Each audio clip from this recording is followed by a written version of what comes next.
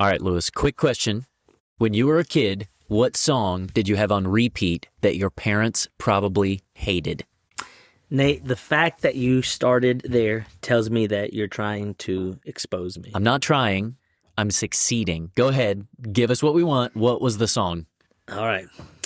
There was a season where all I listened to was Eminem. Eminem. Isn't that a candy? Sort of.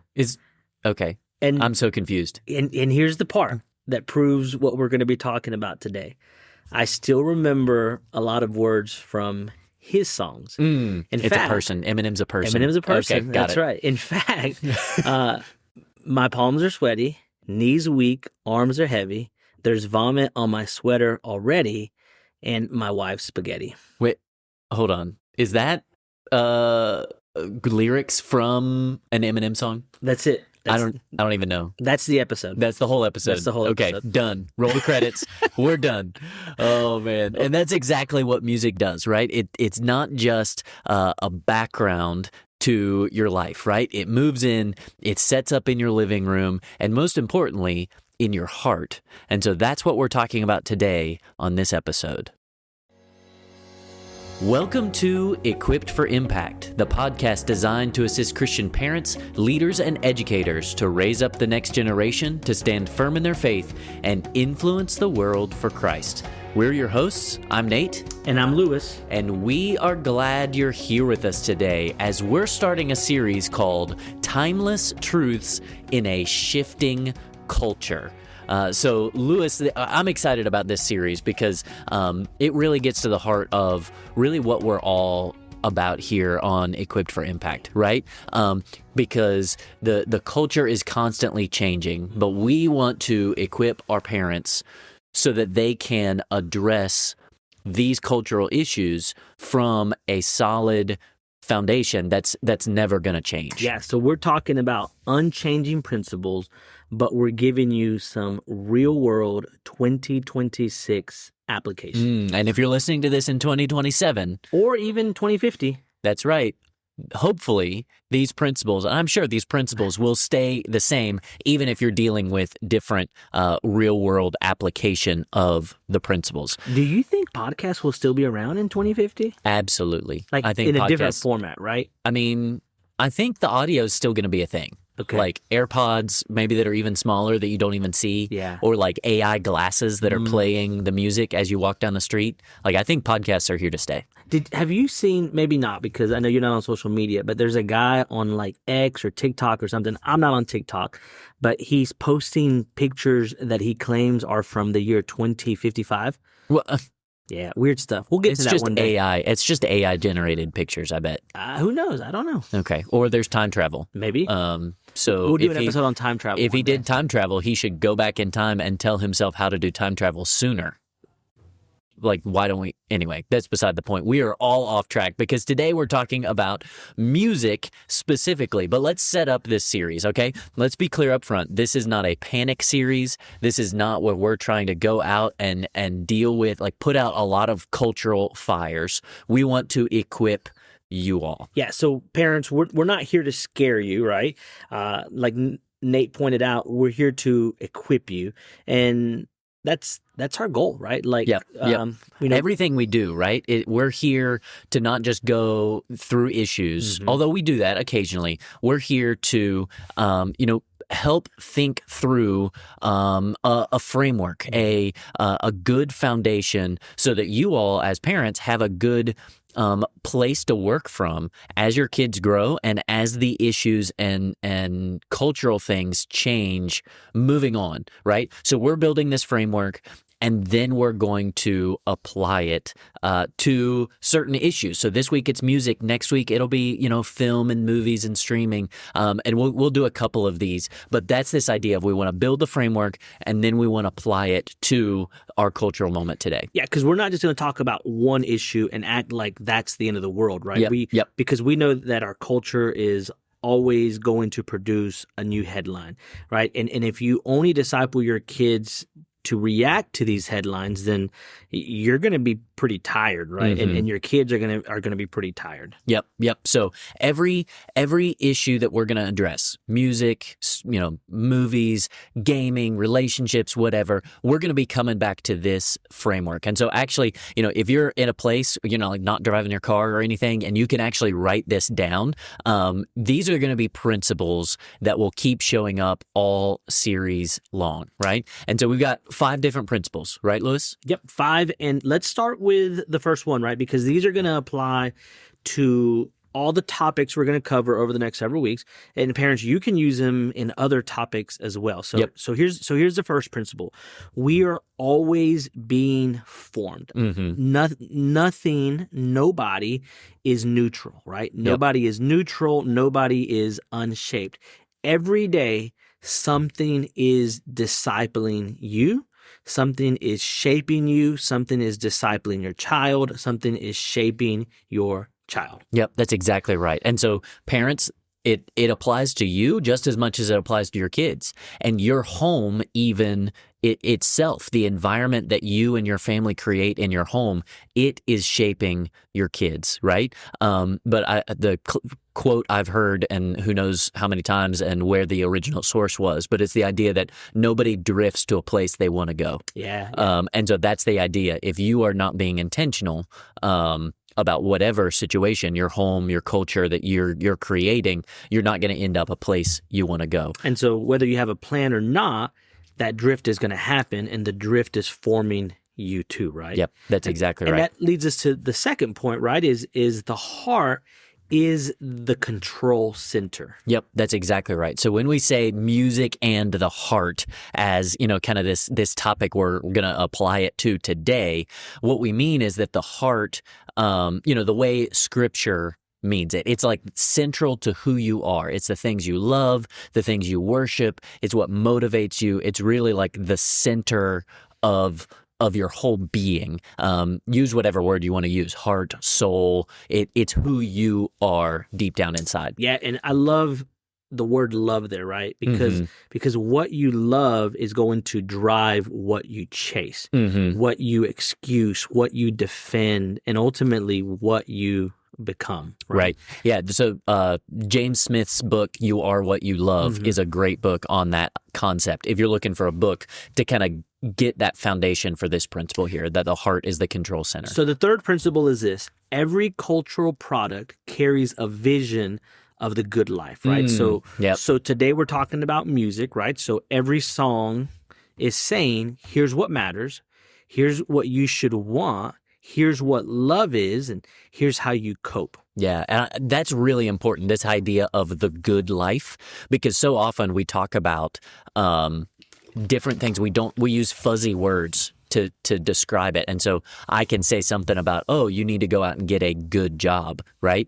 Well, we don't define what we mean by that, right? I could say that and be thinking like, you've got a good job that's serving and helping people. A trash truck driver is a good job, right? But you might hear me and think, a good job means a high-paying job. So you think, doctor, lawyer, politician, whatever it is, right? And so, but what that is it's the embedded vision of the good life is how you interpret that, right? So music, it's just going to come with shaping our idea of the good life, right? They're not just vibes, right? It's a message that's baked in. That's right. And now principle 4, discernment is a skill, not a personality trait. Yep. So many people talk about like, are you a discerning person? As if it's like innate who they are, right? But, parents, there's not a special, discernment that you get that you need to, are built with or you're not. No, it's a skill that you can develop over time, and you can help your children develop this skill too. Yes. And so what we're saying here is that discernment is learned. Now we know that the Bible, makes it clear that discernment is a gift, right? I mean, right. Yeah. You're sensitive to the Holy Spirit's leading. But every Christian has the Holy Spirit, right? And so discernment is learned, it's practiced, it's trained. And as parents, you can teach it to your children. Yep. And that's really good. that leads us really to principle number 5, which is we disciple for mission, not isolation. And we've talked about this in other episodes early on, where we're not trying to raise kids who are sheltered and clueless and isolated. Yeah. We're not trying to raise kids, who are, completely shut off from the world. We want to raise kids who are steady and clear and courageous, and they're able to essentially be inoculated against the things that are coming at them in the world. Because we know that they're going to be in the world. Right. We just need to make sure that they're not of the world. Right. Yep. That's right. Kids who live in the world, they love their neighbor. They interact with their neighbors, right? But they don't get absorbed by it. Yep. Because then otherwise they might grow up thinking that M&M is just a candy. Correct. They might. Yeah. I just totally played my hand right there. But no, I like to play into the ignorance sometimes. But so what we're going to do is we're actually going to give you 5 questions that we're going to use every episode, and it's a tool you can come back to and really apply no matter the situation. Yeah. Okay, and these 5 questions will really kind of they're based out of those principles that we just went through. And okay, they can work everywhere, right? They work in the car, they work at the kitchen table, they work after youth group. Whatever's happening, these questions are easy. They're easy to follow. Let's start with the first one, right? Okay, what is this celebrating? That's a good one, right? Because, it can be something that's just fun, and it's a fun song. There's fun songs out there that have nothing to do overtly with God or anything, that are just fun and fun loving, and it's okay. But then there's also songs that are going to celebrate things that are not good. And that's really where it gets deep into your heart, right? Second question. Okay. What does it call normal or desirable? That's that idea of the good life, right? Building towards the good life. So what does it call normal? What is it desirable? What's it pointing your heart towards? Yeah. Good. Number 3. Okay. What is it training the heart to love, crave, excuse, or mock? Ooh, that's good. So that takes the second question, and it's really going deeper, right? It's not just what is it calling normal, but it's really pointing the heart towards these things, either in a good way or away from it in a bad way. Yep. And I love the word training there, right? Because we don't think about it that way most of the time. Like when we're listening to songs, right? When we talked about Eminem earlier, like there's songs I remember from my youth as to like what it was talking about, how it defined certain things, and it was training my mind. I still think about them sometimes today. Yep. Is it 4 now? It's 4. Yep, we're on 4. So what fruit does it produce in attitudes and actions? That's a big one. We've talked about this before, about like whether it's books or movies or TV shows. You see a character that's celebrated, and they are, sarcastic or mean or rude to their parents or whatever. And so then that attitude, those actions can then be the fruit that's produced in your child's life or your own life. Yep. So that's good to ask that question overtly. And what that's coming back to is the old phrase that we've used, that we're all familiar with, like what goes in is what's coming out, right? Yep. And garbage in, garbage out. Absolutely. That's Number exactly 5, right? How should we respond as Christians with conviction and charity? And that last one, that's really important, right? Because there's the conviction there, but it's also the charity, right? The love that goes along with it. You can go back to last week's episode, right, Lewis, and how we kind of came at this idea of immigration. There's a tension between upholding the laws and being hospitable to those and loving to every image bearer. Yeah. And so that's going to run through this whole series as well. Yeah, because if we're not careful, right, you might get the idea that we're trying to raise kids who are harsh to these. And I know that I personally experienced this like in high school whenever Jesus changed my life, right? And he called me to a deeper relationship with him. It was easy for me to be like, okay, I'm holy, I'm Christian. And with that came harshness. But we're not raising our kids to be harsh. We want to raise them to be holy. Yep, that's exactly right. So let's take this and apply it specifically to music, okay? How do we come at asking these questions specifically as it comes to music. Like, why is music different than some other things we might be talking about in this series? Well, it's because music is formative, right? Music doesn't just communicate ideas; it attaches ideas to emotions, right? And certain songs just evoke that emotion, and it connects you. And if you think about it, there are certain songs that you listen to, maybe not you, Nate, but there were certain songs that you listened to when you were growing up that when you hear them today, it calls you back to a moment in time, to maybe a past relationship, maybe to a past interaction, like phase of life. Yes. Even down to like smells, like it puts you in a place and a time with certain smells, like, and it pulls it all out. What I love here is because it attaches ideas to emotion. Like when you get music and lyrics mixed together, it almost like skips the brain and goes straight to the heart, right? It's skipping past your logical kind of guardians and just going straight in and embedding some of these ideas directly in your heart, which again, that's your control center, even more so than your mind. Yeah. And part of that is because repetition is the kicker, right? So you might forget a sermon point, but you're going to remember a chorus that you heard 60 times. Like, I'm thinking about this song, Nate.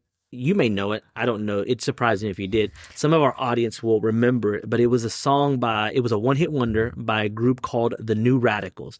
And they had a song called You Get What You Give. All right. And in the music video of that song, they are running through a mall. And that song came out, I think, when I was like in 6th grade. Or maybe 7th grade. And it was a very popular song at that time. And I remember listening to it around the same time that I went on a field trip with our school's Beta Club or DECA or like some sort of organization like that. And it was an overnight trip.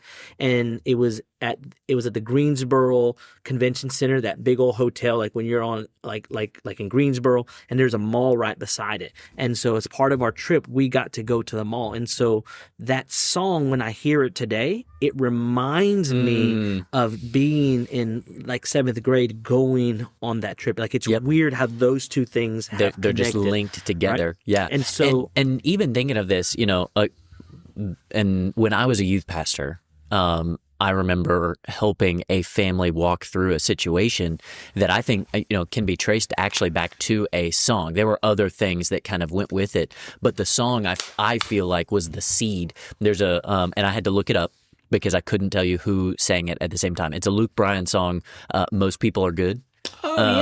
And I had to look it up. I just know the chorus because the chorus, it says in there, I believe you love who you love. Ain't nothing you should ever be ashamed of. I believe this world ain't half as bad as it looked. I believe most people are good, right? But that line in there, right, of you love who you love, never be ashamed of it, right? And that sent a teenager down this path then with all these other inputs, right? It wasn't just that line of the song, right? But that seed got into this person's heart and set the framework for some major like gender identity issues and things like that. And it like, that was the seed. It went past the mind. This person knew better. They knew the scriptures. They heard it in church. Their parents taught them. But it got in there, and then that just, allowed a lot of different things to kind of come out of that in this person's life. And there it was a song. It's catchy. It's feel good. And it just skipped right past all of the things they knew in their mind and planted a seed in their heart. And that's really good, right? Because our kids aren't just listening to songs. They're rehearsing them. And what you rehearse ultimately shapes what you reflect. And music can form that appetite, right? It can form their identity. It can form what feels normal. So they know it's wrong. Their whole life they believe for it to be wrong. And then these songs create this feeling, and it's like, oh, This is my identity. This feels normal. Yep. So let's kind of jump into this as parents. How do you, the parent listening to this, how do they respond? And maybe what are some usual mistakes? We might be stepping on some toes here. And there's two big ones, right? And two big toes, like left and the right toe. Good point. Yeah, there we go. We're going to step on both the left and the right big toe. Okay. And there's two traps that I know I've been guilty of myself. The first one is let's call it the checklist approach, right? You reduce discernment to a profanity meter, right? So you look at the song and you're like, if the words are clean, then we're okay. As long as there's not cuss words, or as long as there's not certain curse words in that song, then my child can listen to it. Yeah, and we know, right? Some of the cleanest songs have the most destructive messages, in fact, right? I think that song you mentioned earlier doesn't have any bad language in it. I don't think so. Of course, I didn't read through all the lyrics when I looked it up just now, but it was not marked as explicit. Yes. Like some of our podcasts have accidentally been marked explicit. Are you saying things you shouldn't say? I have not. But I did go back and fix that, so they're no longer marked as explicit. So it's got like sorry parental if advisory? if any of you failed to download an episode because we accidentally marked it as explicit, that's my fault. I'm sorry. Parental advisory. Yeah. And so you can have no bad words, but still celebrate lust, still celebrate greed, still celebrate self-worship, revenge, despair. Yep. And then this leads us to the second trap, right? So the first trap is the checklist approach. The second trap is, let's call it the overreaction approach. You can only listen to Christian music, which there's some Christian music that is damaging as far as worldview, right? It's got some bad worldview baked in, and they sprinkle some Jesus over it and act like it's good Christian music. Or they take some bad theology, right? And then they like enunciate it because it's like it's not biblically accurate. Yep. And so the overreaction is just everything's banned. We're not doing this. No, you can't listen to that. There's no conversation. There's no discipleship. There's no follow-up so that your child can learn that discernment like we've talked about. And if all they ever hear is no, but they never learn the why or understand the why, then the moment they have freedom, they don't have a framework now. And so it's like, I have freedom, and so I'm going to run wild. But the goal is not control. The goal is to train. Yeah, that's exactly right. We want to shepherd their heart. We want to train discernment, and we want to keep that relationship strong, right? Because if you're not having the conversation, then they just shut down, and maybe they're doing stuff, listening to stuff that you don't even know about, right? And so you would rather be able to walk them through and shepherd them through these moments than just to shut down the conversation and then have no clue what's going on in their lives. So let's quickly talk about some music that's coming out. This is music that Nate and I don't necessarily know or listen to, but we're using. In fact, you could generally just say Nate doesn't understand music. Like that's fair enough. I do know who Forrest Frank is. Well, a lot of this I'm not going to know either. Okay. I'm glad. Do you like lemonade? The beverage. Right. Well, life gives me some lemons, but my Jesus, he be making lemonade. He be making lemonade. Yep. So this is a guide from Access. We've mentioned it. We've mentioned Access before, and I think it'll be a link. If you have not signed up for their weekly newsletter or those things, you have got to sign up for that. They are a great resource as it comes to the trends that come out. Yep. And so basically, what they're saying is that these are songs, these are musics to be aware of this year across different genres. The first one is K-pop, right? I don't follow K-pop. I couldn't tell you anything about it. Which, if you don't enunciate that well, I think you're talking about cake pops. Cake, like from Starbucks? Like from Starbucks. Fair cake point. Pops. I don't know about cake pops at Starbucks either. They are decent. Yeah. They are overpriced, but they are decent. Okay. Or even EDM or any of that. And parents, you might be listening to this and like, I don't know that either, right? But here's the thing, your kids do, right? They have their own generation's ecosystem. And so what K-pop is doing this year in music is there's some big names returning. There's some new groups that are expanding into our culture and market. And the way pop is becoming global, collaborative, and shaped by a generation, like it's different, like it's different for us. And so what that means is that music is no longer just songs. Right now, kids are connecting it to a community, to an identity, to fandom, to aesthetic, to influence, right? Yeah. And you can see that, again, I'm not familiar with K-pop other than I kind of generally understand the style, right? Which it's hip, it's fun, it's, it's really poppy. But even some of these you can think of, artists who are big names that maybe didn't start too bad, but as they go on, they've gotten worse. Like specifically, I'm thinking of the Taylor Swift stuff.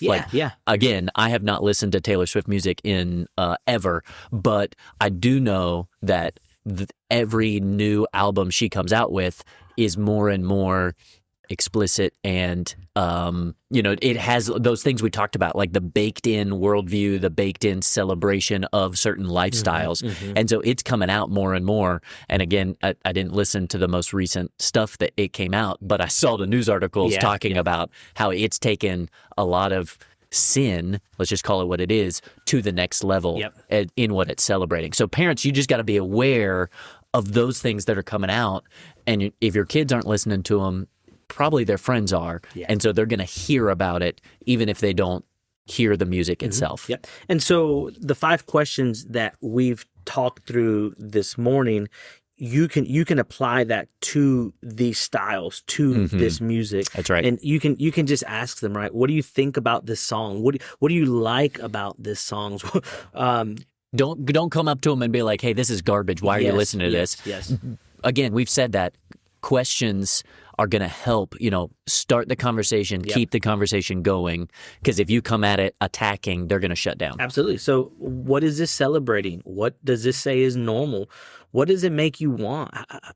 What does it make you numb to it? And then how do we respond as Christians, right? And you could be thinking like, we can enjoy the talent, we can enjoy the style of music, but we have to reject the message, right? Right. Or even like, this is catchy, but it is shaping you towards something that we don't want in your heart. And so you can't, a child at any age really is because it is catchy, that it will sink a message deep into their heart. And so you need to protect them, but they need to know why you are protecting them, right?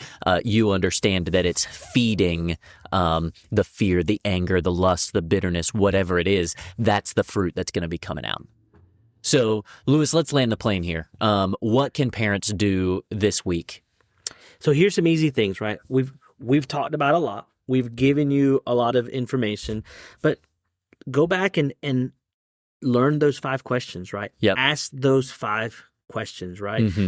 And then maybe ask them, like, what are your top favorite 5 songs right now? And then connect those questions. Listen first, right?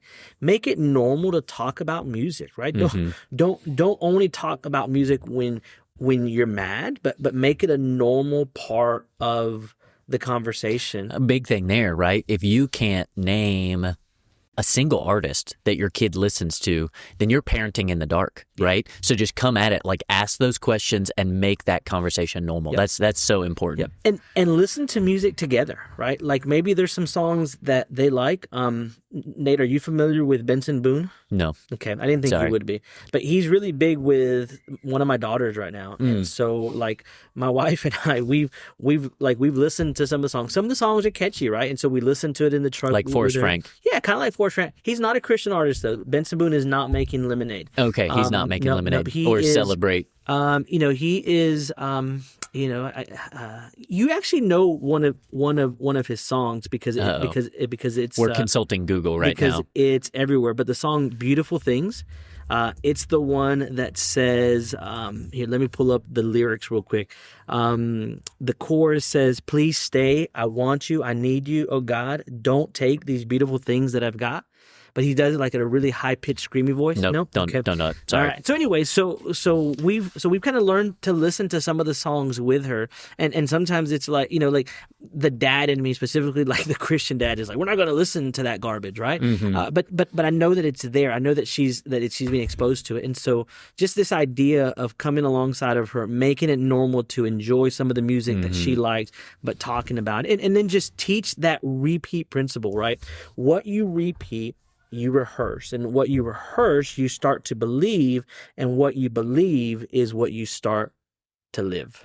That's good. Right there. That's the clip we're going to share on social media. Like, cut that out, put that out there. What you repeat, you rehearse. What you rehearse, you start to believe, and what you believe, you start to live. So, Lewis, with that, the mic drop moment, please don't drop your mic. But mic drop moment there, like how, what's a final encouragement you would give to parents as we wrap up this first episode in our series? Parents, you can lead here, right? You don't need to become an expert in every music genre. You just need a framework, you need a relationship, and you need the courage to be the parent, to shepherd your child's heart with clarity and love. Start with the top 5 songs. Ask good questions, build discernment, and stay steady. That's good. So thank you all for listening today to Equipped for Impact. If this episode encouraged you, share it with another parent who could use this resource and the episodes that are following, right? Be sure to subscribe so you don't miss those. Our next one is going to be Stories and the Heart, talking about film, movies, streaming, TV shows, all of that. But until then, keep leading the next generation to stand firm in their faith and influence the world for Christ.